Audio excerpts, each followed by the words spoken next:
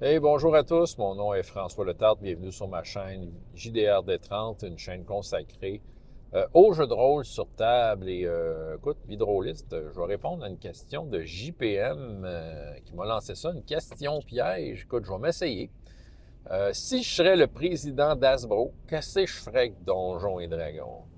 Hey, écoute, là, tu sais, premièrement, j'ai pas l'intention d'être le PDG de quoi que ce soit, à part que d'être le PDG de ma vie. Mais c'est ça. Mais bon, mettons là, que je serais dans la situation où ben, j'ai Donjons et Dragons entre les mains. Je me ferais pas d'amis déjà en partant. Tu sais, qu'est-ce que je ferais? Je ferais pas d'amis. Écoute, je prendrais des décisions. Déjà en partant, je serais la cible de tous les commentaires de geeks broyards avec des larmes de rôlistes. Qu'est-ce que t'as fait avec mon Donjon et Dragon quand au lieu de chialer, fais juste te dire, Chris, joue-les comme tu veux chez vous, j'irai pas cogner à ta porte. Puis fais-les comme tu veux. Puis justement, le Donjon et Dragon que je proposerais irait dans ce sens-là. Je n'enlèverai pas du revers de la main qui a été fait depuis 2014. Tu sais, je laisserais l'illusion à tous ceux qui ont trippé cette version-là de continuer à dire ah, c'est vraiment bon. Non, mais écoute, il y a du marketing là-dedans, il faut faire de l'argent. Non, non, c'est-à-dire, je ne repousserai pas l'édition que les gens ont adoptée depuis 10 ans et qui a été quand même pas mal populaire. Ce que je ferais, je prendrais cette édition-là en partant et je ferais une édition dans laquelle je décortiquerais le jeu un peu plus et qui serait beaucoup plus facile de comprendre comment il est fait. Tu sais, je le présenterais comme une mécanique et une boîte à outils, beaucoup plus que ce qui est là. Tu sais, tu aurais la base, tu aurais le jeu de base, le basic, comment font la mécanique de jeu, tout ça, les classes, comment ça marche, puis c'est ça. Puis là, en fait, tout ce qui est règles avec lesquelles tu es un peu pris, ben, il serait là, mais comme des options. Je te présenterais ça comme une option avec de comment tu peux utiliser, pourquoi tu utiliserais ça comme option. Bref, ça serait un jeu, ça serait une grosse boîte à outils qui te permettrait de t'approprier le jeu comme que tu veux. Probablement, je reviserais toutes les éditions précédentes et je ferais la même affaire. Quatrième, troisième, deuxième, la boîte blanche, tout. Ça serait décortiqué, mis à jour, clair. Tu veux jouer la version que tu veux, la voici, la voilà. Puis, il y aurait probablement, ça serait probablement, on va dire, voyons, comment ils appellent ça? Dire, voyons, l'open content, là, je me souviens plus, là, voyons. Ah, en tout cas, vous savez, là, comme quand tu mets ça libre de droit, là, évidemment, il y aurait tout l'aspect, tous les mondes qui, tous les mondes qui seraient copyrightés, là, mais c'est ça. Ben, toutes les options, c'est ça, je mettrais des équipes sur, OK, on va éplucher chacune des éditions, on va essayer de décortiquer ça pour, on va essayer de décortiquer ça pour faire en sorte que chaque édition, ben, soit une boîte à outils compréhensive.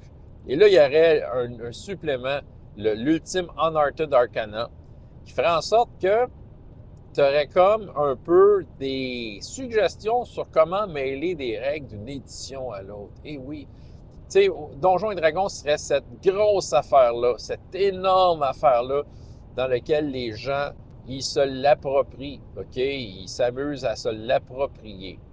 Mais évidemment, probablement que l'édition phare, l'édition de Proust serait c'est quelque chose qui ressemble à la cinquième édition, mais justement hyper décortiqué. Fait que ça, j'irais dans ce sens-là. Tu sais, je ferais plaisir aux fans actuels, mais je pense que je pourrais aller chercher tous les fans de Donjon. Je n'essaierais pas de tout mêler dans le même jeu. Je laisserais le soin à ceux qui y jouent de le faire. C'est ça. Et, je ne sais pas comment ça se ferait, mais je pense que ça peut se faire. C'est ça. Ça serait de montrer justement là où le jeu peut aller. C'est ça, tu sais, puis de t'en faire ta propre affaire. Fait que jusque-là, ça serait déjà quelque chose que je ferais. Bon, malheureusement, je pense que je serais obligé de garder les Forgotten Realms, quoique j'aurais tendance à ramener Greyhawk. C'est quelque chose de genre, là, un peu plus gritty, mais bon, Forgotten Realms, on aime ça. Peut-être que je ramènerais des mondes de jeu, Birthright reviendrait. Il y a des mondes de jeu qui ont été comme mis de côté, puis je m'assurerais qu'il y aurait un petit quelque chose pour chacun de ces mondes de jeux-là. pour que les gens puissent découvrir tous ces univers de jeux-là. Calamar, qui était sorti 3e édition, vous souvenez-vous de ça?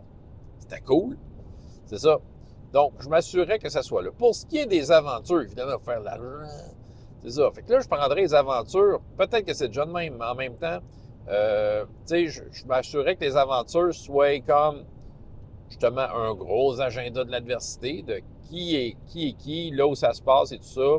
Des accroches pour les joueurs. Les maps sont là. Lâchez-vous lousse. Faire un semblant de sandbox avec de quoi en arrière pour peut-être inspirer les joueurs à poser certaines actions.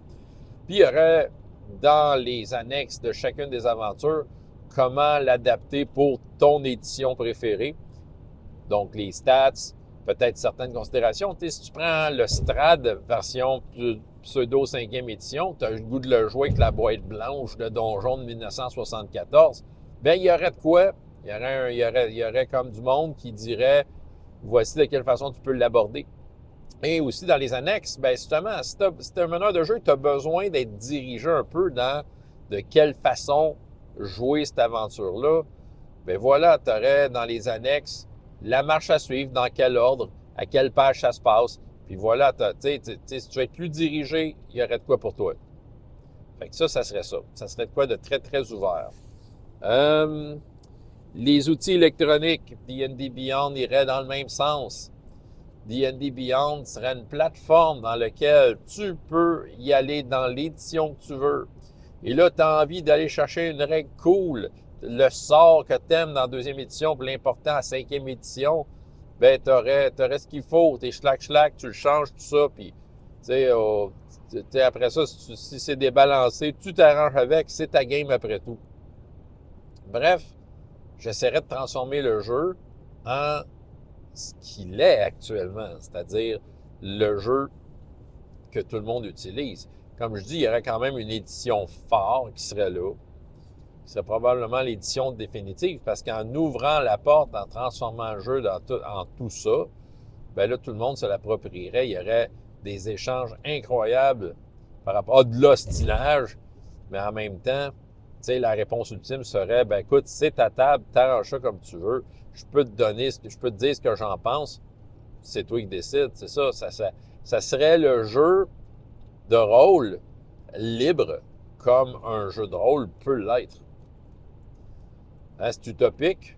Bon, ça y est, vous voulez, clairement, après ce que je viens de dire là, vous voulez pas que je sois le président d'Hasbro. Et c'est parfait comme ça. J'ai d'autres choses à faire dans la vie. Voilà. François Letarte, JDR des 30. Et jusqu'à la prochaine fois, ayez autant de plaisir dans la vie, dans les jeux. Au revoir.